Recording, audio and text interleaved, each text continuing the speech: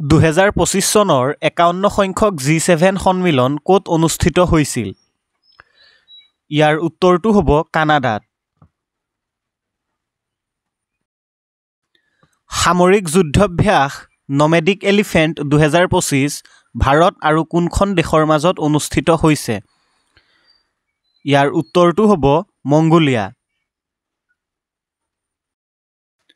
কোনখন দেশে 2025 চনৰ 46 সংখ্যক association of south east asian নেশ্যনছৰ শীৰ্ষ সন্মিলন আয়োজন কৰিব?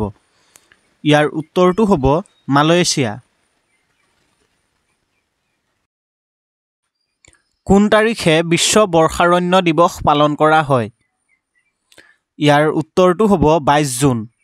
প্ৰত্যেক বছৰেই 22 জুন তাৰিখে বিশ্ব বৰ্ষাৰণ্য দিৱস পালন কৰা হয়। ইলটুটমিছ কোন বংশৰ ৰজা আছিল? ইয়াৰ উত্তৰটো হ'ব দাস বংশ। সুৰ সাম্ৰাজ্যৰ প্ৰতিষ্ঠাপক কোন? ইয়াৰ উত্তৰটো হ'ব শ্বেৰশ্বাহ ছুৰী।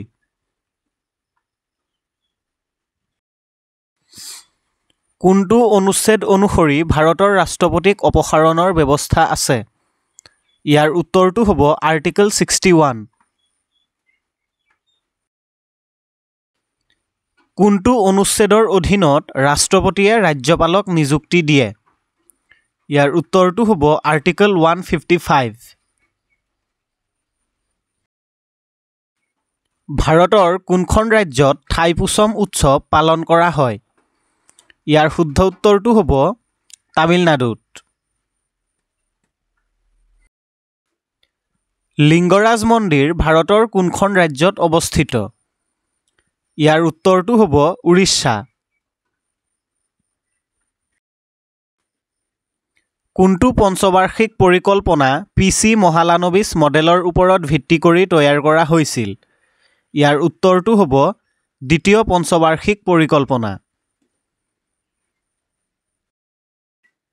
2025 চনত কোনজন ভাৰতীয় ক্ৰিকেটাৰে পদ্মশ্ৰী বঁটা লাভ কৰিছে? ইয়াৰ উত্তৰটো হ'ব ৰবিচন্দ্ৰন আশ্বিন।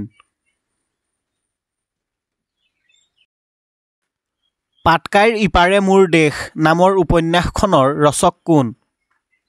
ইয়াৰ উত্তৰটো হ'ব চন্দনা গোস্বামী। বিষ্ণুৰাভা দিৱস কোন তাৰিখে পালন কৰা হয়? ইয়াৰ উত্তৰটো হ'ব 20 জুন। প্ৰত্যেক বছৰেই 20 জুন তাৰিখে বিষ্ণুৰাভা দিৱস পালন কৰা হয়। কোনজন সাহিত্যিকক পশুপতি ভৰদ্বাজ নামেৰে জনা যায়? ইয়াৰ উত্তৰটো হ'ব উমাকান্ত শৰ্মা। ফৰকান্তি উৎসৱ অসমৰ কোন জনগোষ্ঠীৰ লোকসকলে পালন কৰে? ইয়াৰ উত্তৰটো হ'ব ৰাভা। ৰাভাসকলে ফৰকান্তি উৎসৱ পালন কৰে। অসম চুক্তি স্বাক্ষৰ কৰাৰ সময়ত অসমৰ মুখ্যমন্ত্ৰী কোন আছিল?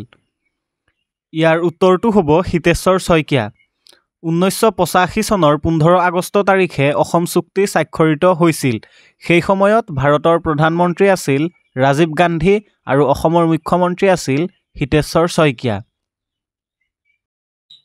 স্বৰ্গদেউ শিৱসিংহৰ পিতৃৰ নাম কি আছিল? ইয়াৰ উত্তৰটো হ'ব ৰুদ্ৰসিংহ।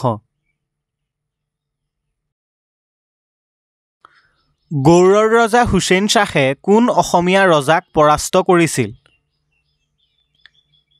ইয়াৰ উত্তৰটো হ'ব নীলাম্বৰ। ৰংঘৰৰ কাষৰীয়া পথাৰখনৰ নাম কি? ইয়াৰ উত্তৰটো হ'ব ৰূপহী পথাৰ।